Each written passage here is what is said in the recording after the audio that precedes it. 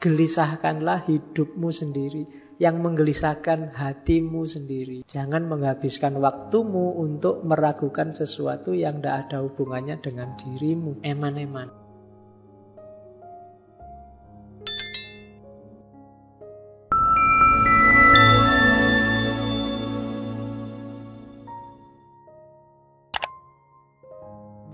Oke, bismillah. Assalamualaikum warahmatullahi wabarakatuh. Bismillah. Mari kita lanjutkan ngaji filsafat kita.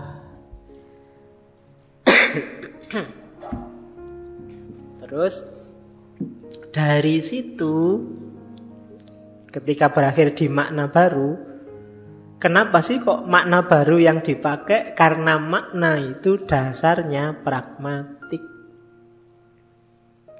Kenapa kok enggak makna lama saja? Kan sama-sama rasional, Pak. Kok enggak pakai makna lama saja? Kalau pakai makna lama, dia enggak operatif. Enggak ada gunanya teori yang enggak operatif, enggak pragmatis. Enggak ada hasilnya, enggak ada efeknya. Dari situ lahir pragmatismenya. Jadi pragmatisme itu cirinya 3. Kalau kalian ingin melihat apakah ini pragmatis apa enggak ya. Yang pertama apa? Dia bisa dilihat langsung, dipahami langsung dari pengalaman sehari-hari. Misalnya kamu punya teori roti bakar itu rasanya manis. Bisa dialami langsung enggak? Kalau bisa, pragmatis. Ada nilai pragmatisnya.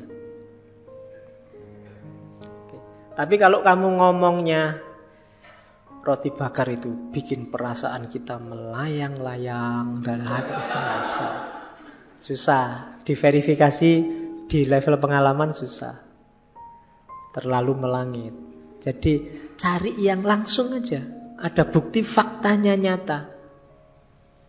Pacaran itu mendukung kuliah. Buktinya ini yang pacaran, IP-nya tinggi, lulusnya cepat. Ini yang enggak pacaran, sumpek tiap hari enggak lulus-lulus.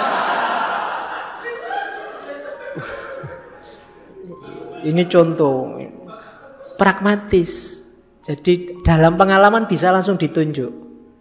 Yang enggak bisa ditunjuk langsung di pengalaman sehari-hari itu biasanya cuma ranah metafisik yang benar salahnya spekulatif.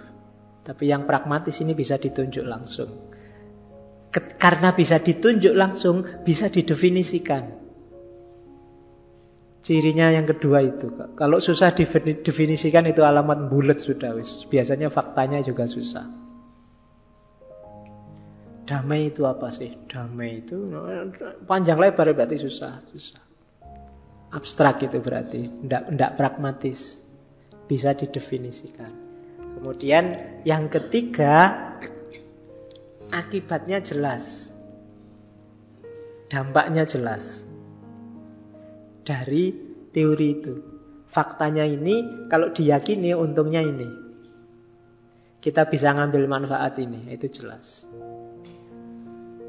Misalnya tadi roti bakar itu manis. Padahal di sini diabetes semua. Nah itu kan berarti apa? Pragmatis, jelas.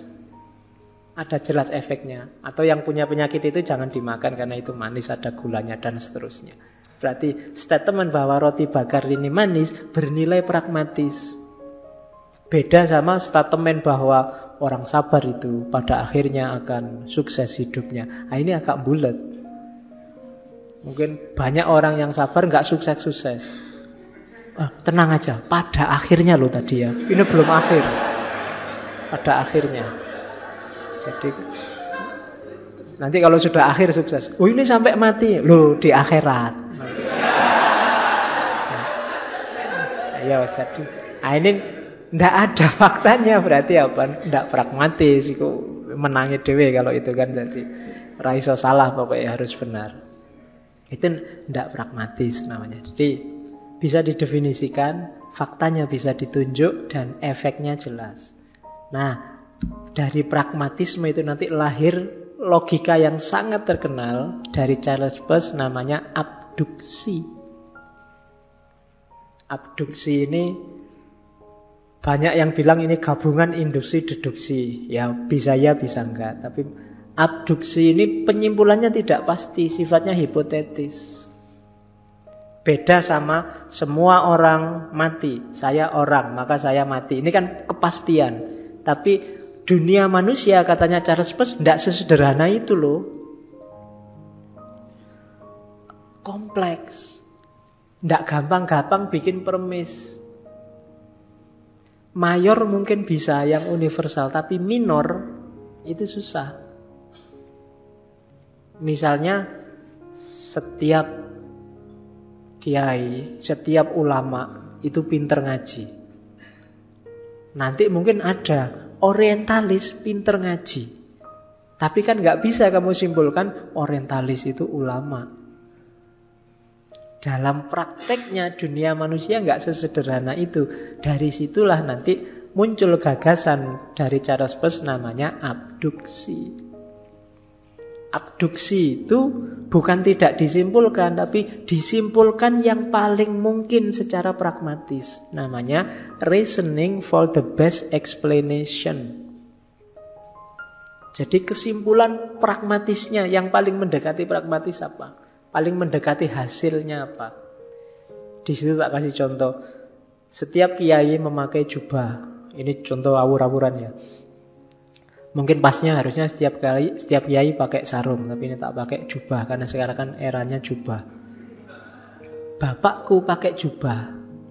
Itu kan harusnya kesimpulannya bapakku kiai. Tapi kan tidak sesederhana itu. Tapi kamu bantah juga susah. Ya sapa ngerti bapakku kiai tenanan. Sapa ngerti lo ya. Ya kan? Tapi kan tidak bisa ujuk-ujuk disimpulkan. Itu bisa ya, bisa enggak. Menyimpulkannya bukan ujuk-ujuk bapakku kiai, tapi kemungkinan besar atau penjelasan terbaik dari jubahnya bapakku, dia seorang kiai. Itu namanya reasoning for the best explanation. Setiap mahasiswa bisa baca buku bahasa Inggris. Misalnya, kamu mahasiswa, kesimpulannya kemungkinan besar kamu bisa baca buku bahasa Inggris. Meskipun janjane yo mungkin tidak bisa. Tapi kemungkinan besar, the best explanation-nya kamu bisa bahasa Inggris. Ini gaya abduksi namanya. Karena apa? Dunia manusia tidak bisa sesederhana itu. Loh Pak, untuk ketemu the best explanation itu kriterianya apa? Kriterianya ini kalau di Charles Peirce. Penjelasan terbaik itu lewat mana Pak? Yang pertama, cari yang paling predictable. Yang kedua, cari yang paling koheren. Yang ketiga, cari yang paling simple. Yang keempat, cari yang paling fruitfulness. Oke. Contohnya, setiap mahasiswa yang IP-nya tinggi, pasti dia rajin belajar. Aku rajin belajar, kesimpulannya kemungkinan besar IP-ku akan tinggi. Kemungkinan besar, meskipun bisa jadi enggak. Kenapa kemungkinan besar? Karena secara predictability begitu. Jadi dari sisi predictable itu kan, prediksi itu kan ramalan.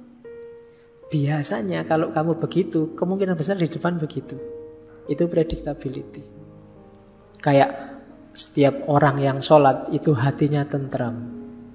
Aku rajin sholat, kemungkinan besar batinmu tentram. Kenapa? Secara predictability.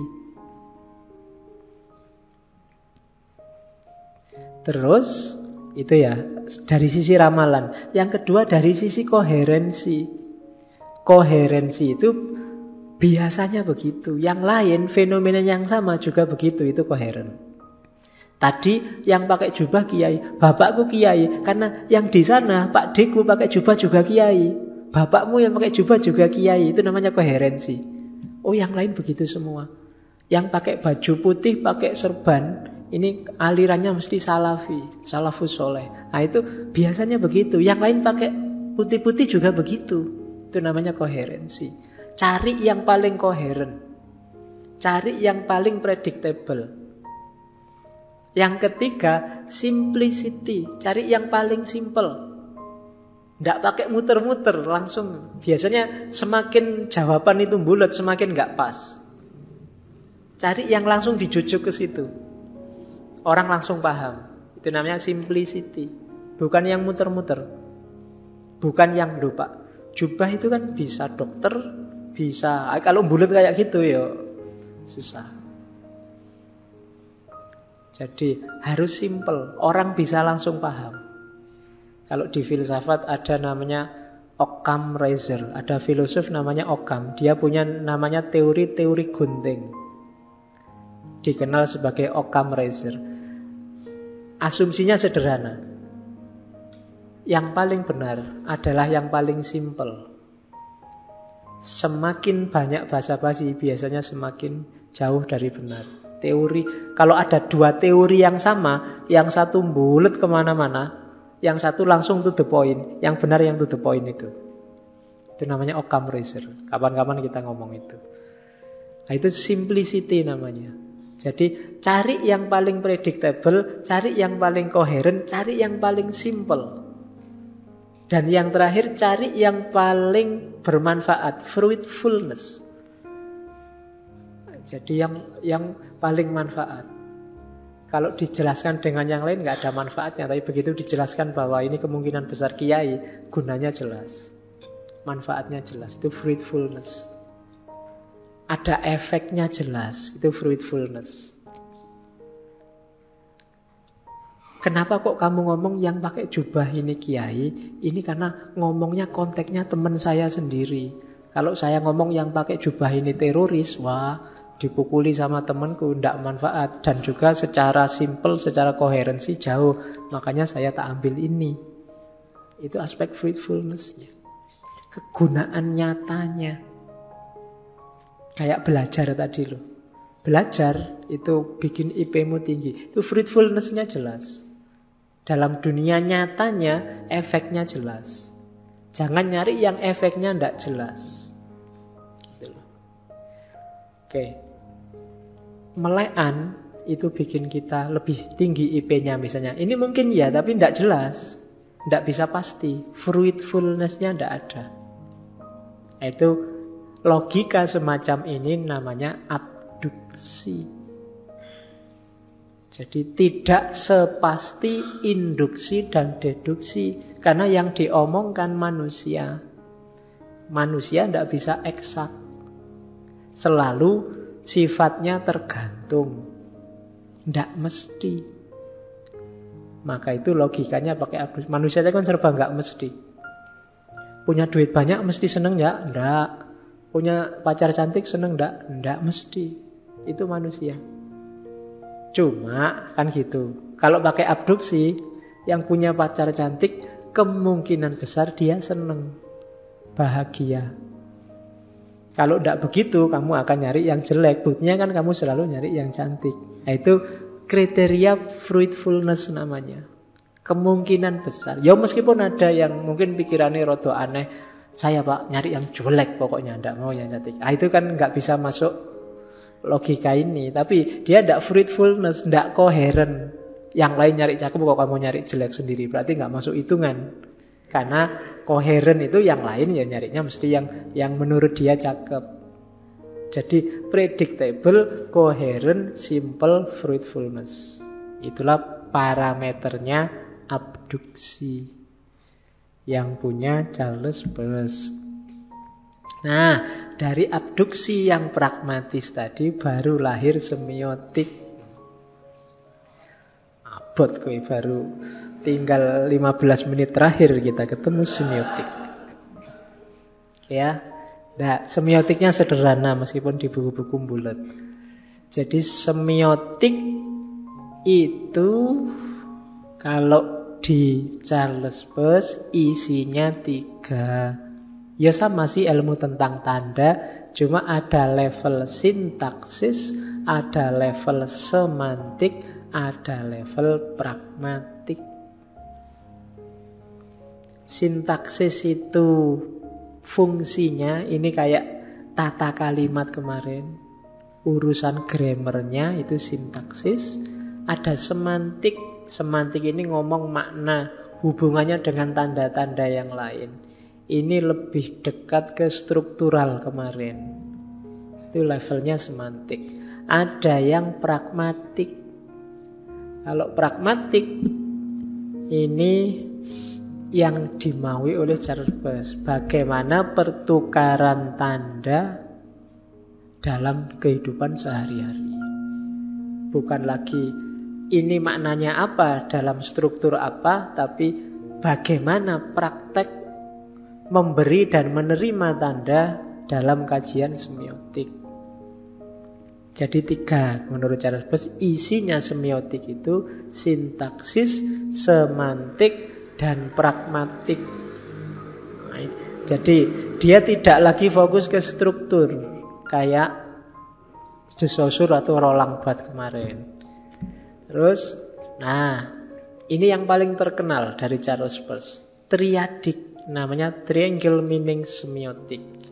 Ada representamen, ada objek, ada interpretan. Jadi mikirnya nggak usah bulat. Representamen itu tandanya, objek itu sesuatu yang diwakili oleh tanda itu, interpretan itu maknanya. Gampang-gampangannya itu. Ya, misalnya contoh paling gampang yang sering kita pakai sehari-hari, lampu merah. Lampu merah itu sebagai tanda, objeknya lampu yang warnanya merah, interpretannya berhenti. Jadi representamen, objek, interpretan. Jadi objeknya itu barangnya. Barang ini ketika diposisikan sebagai tanda, dia ganti nama jadi representamen. Dan makna dari tanda itu sendiri namanya interpretan.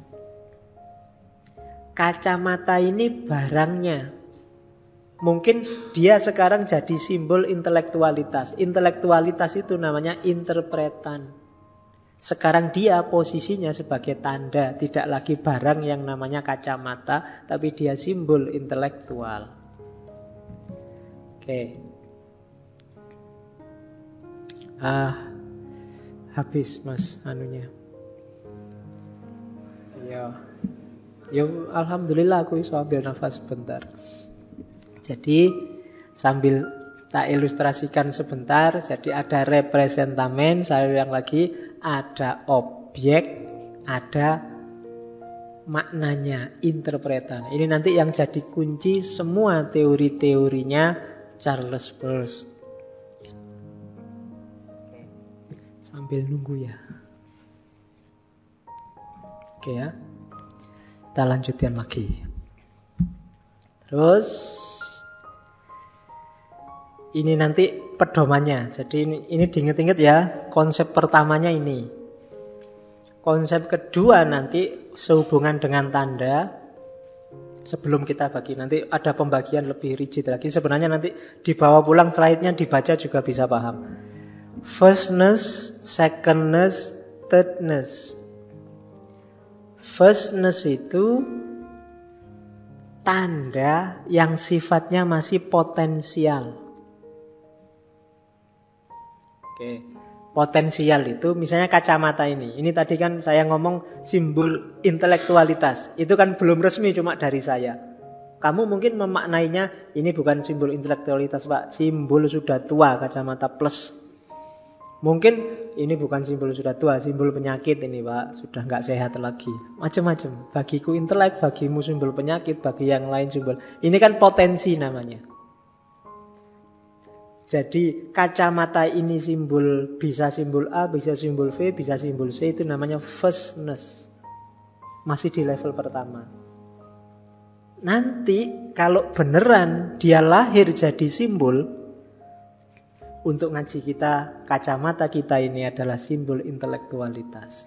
Sekarang resmilah dia jadi simbol intelektualitas. Itu sudah secondness, sudah faktual sekarang. Tadi cuma fakta. Nah, nanti ada thirdness, level ketiga. Kalau level ketiga nggak cuma fakta, dia sudah disepakati oleh semua orang. Mungkin sudah jadi undang-undang, ada aturannya. Itu namanya thirdness. Jadi kayak tunas kelapa. Dulu mungkin pramuka itu masih belum punya simbol tunas kelapa. Masih orang macam-macam. Ini tunas kelapa, bisa tunas apa lagi yang dipakai. Itu masih firstness. Tunas kelapa ini bisa ya, bisa enggak. Dia jadi simbol pramuka. Tapi kemudian ya, tunas kelapa yang jadi simbol pramuka. Nah, ini namanya dia sudah jadi secondness. Jadi fakta, sudah faktual bahwa tunas kelapa itu simbolnya pramuka. Kemudian ternyata ada undang-undangnya, dibikin ADART-nya, aturannya, rule-nya dalam pramuka bahwa simbol resmi pramuka adalah tunas kelapa. Ini sudah jadi thirdness. Tidak sekedar disepakati secara faktual, ada aturan formalnya. Untuk memudahkan, kalau pakai bahasa ringkas, firstness itu masih potensial, secondness itu sudah faktual, kalau thirdness itu formal. Nah, itu ya. Oke, saya lanjutkan. Yang belum paham rekamannya diulang. Terus ini nanti nggak usah bingung dengan gambar rumit ini. 1, 2, 3 itu berarti thirdness, secondness, dan thirdness. Representamen yang tadi tanda, itu level firstness-nya namanya qualisign. Level secondness-nya namanya sinsign. Nanti kita jelaskan satu-satu. Level thirdness-nya namanya legisign. Legi bukan bahasa Jawa ya. Legi kliwon pon paing. Bedo. Ya kayak legisign. Level objeknya, firstness-nya namanya icon, secondness-nya namanya index, thirdness-nya namanya simbol. Kalau makna, interpretan itu kan maknanya. Firstness-nya namanya rema. Rema ya, nggak ada iramanya. Secondness-nya namanya design. Thirdness-nya namanya agmen. Oke, ya. Saya teruskan karena penjelasannya masih langsung contoh. Qualisign, sinsign, legisign, icon, index, simbol, rema, design, agmen. Kita masih punya 1, 2, 3, 9. Qualisign itu contohnya aja. Ini kan tanda yang levelnya firstness. Jadi tanda biasanya yang contohnya berdasarkan pada sifat. Misalnya warna hitam untuk berkabung. Ini kan potensial. Kadang-kadang hitam juga warnanya maksudnya bukan berkabung. Kalau MotoGP ada bendera hitam itu berarti gawat. Warna merah itu kan berhenti kalau lampu lalu lintas. Tapi kalau bendera Indonesia artinya berani. Ini kan potensi namanya. Qualisign. Wah, biasanya dasarnya tanda itu sifatnya. Tanda yang didasarkan pada sifat-sifat, bukan pada barangnya. Merah itu kan sifat. Tandanya kan bukan lampunya, tapi merahnya. Jadi sama-sama lampu, kalau di kamarmu dia bukan tanda lalu lintas. Tapi dia tandanya adalah warna merahnya. Kayak hitam, itu kan warna hitamnya. Kalau kamu berkabung, pakai sarung hitam ya boleh, pakai celana hitam ya boleh. Mungkin kamu pakai jubah hitam untuk bergabung ya boleh. Yang penting kan warnanya yang menunjukkan bergabung. Putih menunjukkan suci. Ya, kamu putihnya sarung, apa putihnya celana, apa putihnya jubah kan sama aja putih. Jadi itu namanya qualisign. Tanda yang dasarnya pada sifatnya benda. Nah, ini sebenarnya simple, bisa kamu pahami kalau dibaca lagi. Itu firstness level pertama ya, tanda yang firstness. Tanda yang secondness namanya sin sign. Saya bilang tadi, secondness ini ngomong fakta, bukan lagi potensi. Kenyataannya jelas. Contohnya apa? Di situ ada contoh besi yang berkarat. Itu menunjukkan besinya tidak anti air, tidak anti cuaca. Ini kan fakta sudah, nggak bisa dibantah. Jadi karat itu tanda dari betapa besi itu tidak tahan air. Kamu sariawan itu tanda dari kamu panas dalam. Ini kan fakta sudah. Saya sariawan Pak, tapi tidak panas dalam. Nggak mungkin sariawan itu tandanya panas dalam. Itu fakta namanya. Sariawanmu adalah simbol dari panas dalam. Hidungmu meler itu simbol dari kamu kena flu. Oke. Nangis itu simbol dari kamu sakit hati. Itu fakta namanya. Jadi simbol yang sifatnya faktual. Kejadian yang terjadi menyimbolkan sesuatu. Ketawa menunjukkan bahwa kamu sedang senang. Nah, itu sin sign namanya, secondness. Tanda yang sifatnya fakta. Ada lagi sign. Kalau ini tadi kan bukan cuma fakta tapi aturan, kesepakatan bersama.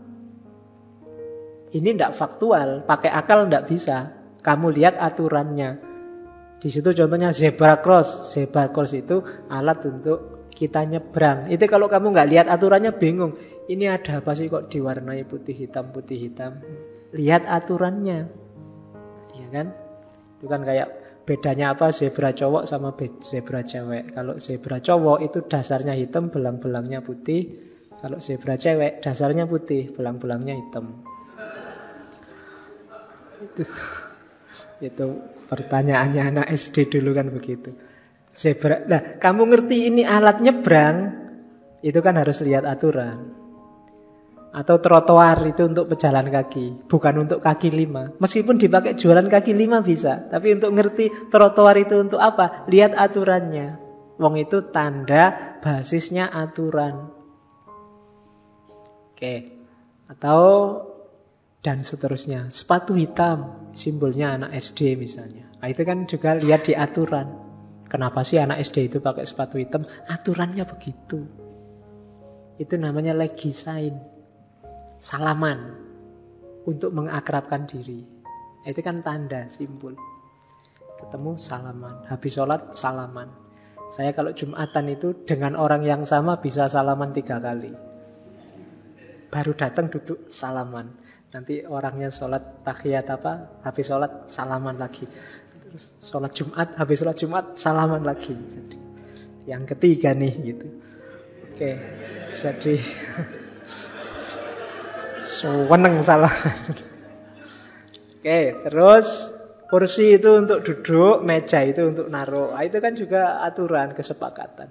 Meja juga bisa kan buat duduk, tapi aturannya meja buat naruh barang. Itu namanya setness legisign. Nah, itu yang tanda. Sekarang yang objek. Objeknya tanda. Objek itu kan berarti barangnya, kacamatanya. Yang pertama namanya ikon. Ikon itu tanda dasarnya mirip. Foto, lukisan, itu namanya ikon. Dasarnya mirip. Itu kayak contohnya itu di kamar mandi WC. Cuma dipisah ya, kalau dicampur gitu berarti jadi satu namanya. Jadi biasanya yang cowok sendiri, cewek sendiri. Itu kan tandanya untuk toilet. Kayak gini namanya ikon. Ini dasarnya cuma mirip aja. Kan yang pakai rok itu berarti cewek, yang enggak pakai apa-apa itu cowok. Loh, itu kan enggak pakai apa-apa. Iya. Jadi ini namanya ikon. Loh iya kan. Loh saya ngerti enggak pakai apa-apa, itu anakku dhewe sing ngono. Itu yang cewek pakai rok, ini enggak pakai apa-apa berarti cowok. Jadi tanda dasarnya kemiripan. Itu namanya ikon. Foto, lukisan, dan seterusnya. Ada indeks. Kalau tadi kemiripan, kalau ini kedekatan. Bahasanya kedekatan eksistensial. Kamu lihat ada api di sana, ada asap di sana. Oh, pasti ada api. Adanya asap itu tanda adanya api. Itu karena kedekatan. HP-mu bunyi kering, oh berarti ada yang nelpon. Atau alarm, atau itu kan tanda namanya. Jadi simbol. Jadi atau ya kamu set sendiri jam berapa ada telepon, atau biar kelihatan sibuk kamu set. Padahal itu alarm, kamu angkat, halo gitu kayak. Iya. Ben ketok. Iya. Biar kelihatan HP-nya laku, padahal itu alarm. Oke, jadi itu namanya indeks. Dilihat dari kedekatan. Mendung tandanya hujan. Menguap tandanya, menguap bukan dari air jadi uap ya. Jadi menguap kamu, wah itu berarti ngantuk. Itu tandanya ngantuk. Itu namanya indeks, secondness, ngomong fakta. Terus ada yang ketiga, setness. Ini yang tadi, setness itu kan kesepakatan tadi. Simbol setness ya, yang ketiga kesepakatan. Lambang negara kita burung Garuda, itu setness. Lambangnya Facebook ya huruf F, lambangnya WhatsApp huruf W, lambangnya Twitter huruf T. Enggak ya, lambangnya Twitter gambar burung. Nah, itu simbol kesepakatan kalau ini. Lihat aturannya, kamu nggak bisa ngarang sendiri. Lambang Indonesia itu komodo, Pak. Lebih Indonesia. Nggak bisa. Itu setness. Ya, kalau ini kesepakatan. Nggak bisa ngarang sendiri. Nah, ini simbol level ketiga. Objeknya simbol level ketiga. Namanya setness. Nah, yang terakhir makna. Ada makna levelnya vastness. Vastness ini memaknai dengan kemungkinan. Kan ini masih tadi kan probabilitas, jadi ya isinya mungkin atau tidak mungkin. Besok mungkin kamu jadi guru karena kamu omongnya banyak.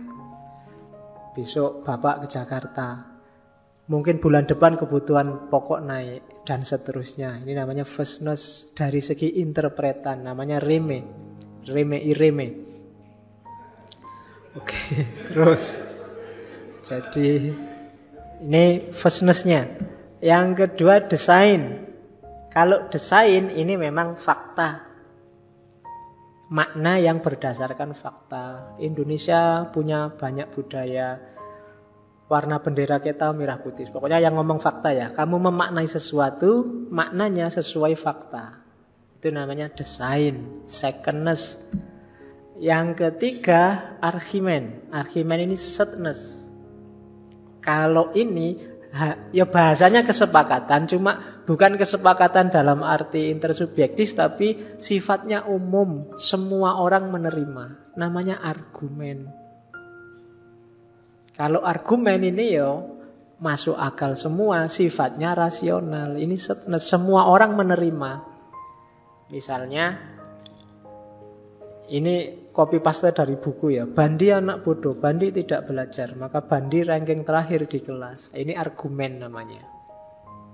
Sudah bodoh, tidak belajar lagi. Yo rankingnya terakhir, masuk akal. Semua orang bisa menerima. Tapi kalau Bandi akhirnya ranking 1, nggak ada orang terima. Ya, kayak gitu, tidak jadi argumen. Untuk jadi argumen dia harus umum. Alurnya diakui semua. Ibu akan sedih apabila aku tidak pulang.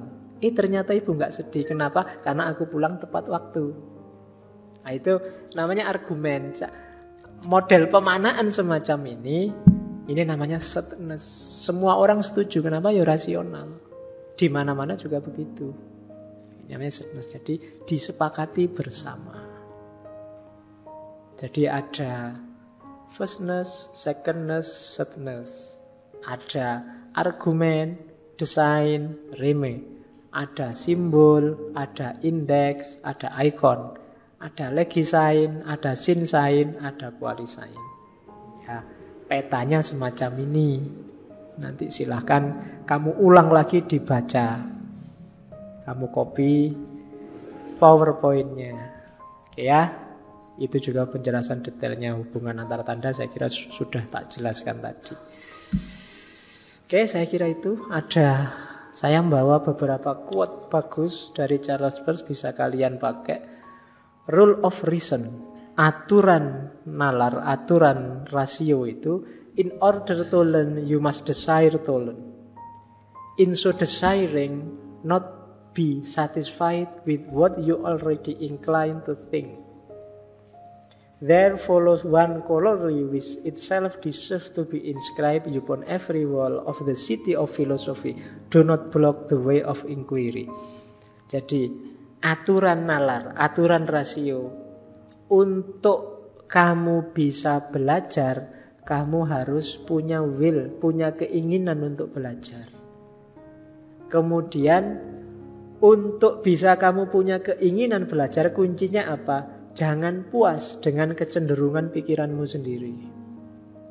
Kalau kamu puas, kamu tidak akan belajar. Karena kamu sudah merasa benar. Jadi, jangan pernah merasa puas dengan pokoknya yang benar ini Pak menurut saya dan selesai di situ. Kamu tidak akan jadi belajar. Berarti kamu tidak ingin belajar. Jadi, in so desiring, not be satisfied with what you already inclined to think. Terus katanya Charles Peirce, there follow one corollary. Ini loh, tak kasih kata-kata yang bagus kamu tempelkan di tembok kota filsafat. Ini bahasanya dia. Apa? Do not block the way of inquiry. Jangan dibendung, jangan dihalangi jalan untuk telaah. Jalan untuk ingin tahu, jalan untuk mempertanyakan, jalan untuk biar aja. Pertanyakan apa saja, itu tanda kamu mau pinter. Ragukan apa saja, tanda kamu akan dapat banyak pengetahuan. Jadi katanya Charles Peirce, tempelkan ini di pintunya, di temboknya kota filsafat. Do not block the way of inquiry. Terus ada lagi yang menurut saya bagus. All human affairs rest upon probabilities. And the same thing is true everywhere. If man were immortal, he could be perfectly sure of seeing the day when everything in which he had trust would betray his trust, and in short of coming eventually to hopeless misery. Semua manusia, semua urusan manusia itu dasarnya adalah probability, kemungkinan, ketidakpastian. Dan ini berlaku bagi segala hal. Kalau ada orang yang abadi, ia pasti melihat satu hari di mana semua yang dia percayai, kepercayaannya akan runtuh, akan terkhianati. Dan dia akan jatuh pada kepedihan tanpa harapan. Jadi ini dia mau bilang, hidup ini totally secara umum tidak pasti. Kalau tidak percaya, cobalah besok kamu hidup, umurmu panjang, immortal. Lama-lama kamu akan tahu bahwa yang kamu percayai sebagai benar itu ternyata keliru. Satu demi satu terbukti keliru, sampai kamu bingung sendiri, sumpek sendiri, hopeless. Ternyata keliru kabeh yang tak yakini selama ini. Karena apa? Hidup ini tidak mesti. Maka jangan merasa final dengan yang kamu merasa bisa hari ini. Terus terakhir, my language is the sum of total of myself. Jadi bahasaku adalah totalitas diriku. Jadi ini menurut saya bagus buat kalian yang senengane posting, senengane nulis status, senengane ikut-ikutan geger debat di banyak forum, banyak grup. Perhatikan bahasamu menunjukkan totalitas dirimu. Yang suka maki-maki, yang suka sinis, yang suka tolelot, nah itu menunjukkan dirimu. Ya. Itulah dirimu. Jadi kalau kamu ngomong jelek tentang orang lain, itu sebenarnya orang lainnya tidak pasti jelek. Yang pasti jelek kamu yang ngomong jelek. Rumusnya begitu. Kalau kamu menunjukkan rendahnya orang lain bisa benar memang rendah atau mungkin dia tidak rendah, tapi kamu yang ngomong rendah, pasti kamu sudah rendah. Itu karena apa? My language is the sum total of myself. Masih ada. Ya. Oke, ini untuk kalian yang suka filsafat. Let us not pretend to doubt in philosophy what we do not doubt in our head. Jangan sok filosofis. Jangan pura-pura meragukan sesuatu secara filosofis apa yang tidak kamu ragukan dalam hatimu. Kan ada orang sok filosofis, sok gaya, sok analitis. Padahal itu tadi bukan problemmu, bukan kegelisahan realmu. Gelisahkanlah hidupmu sendiri, yang menggelisahkan hatimu sendiri. Jangan menghabiskan waktumu untuk meragukan sesuatu yang tidak ada hubungannya dengan dirimu. Eman-eman. Sama-sama mikir, sama-sama habis energi. Perhatikan dirimu sendiri dulu sebelum memperhatikan orang lain atau urusan lain yang tidak ada hubungannya dengan dirimu. Let us not pretend. Pretend itu pura-pura, seolah-olah penting terus kamu gegeran debat macam-macam, padahal itu tidak eksistensial. Not pretend to doubt in philosophy what we do not doubt in our heart. Apa yang janjinya tidak masuk ke hati itu, hasilnya apa aja kamu tetap bisa ketawa-ketawa, itu berarti bukan urusanmu. Jadi we do not doubt in our heart. Ini sindirannya Charles Peirce bagi mereka yang belajar filsafat dan pingin jadi ilmuwan, pingin jadi filosof. Carilah kegelisahanmu sendiri yang genuine. Jangan menghabiskan waktu untuk ngurusi kegelisahannya orang lain sementara dirimu sendiri terlantar.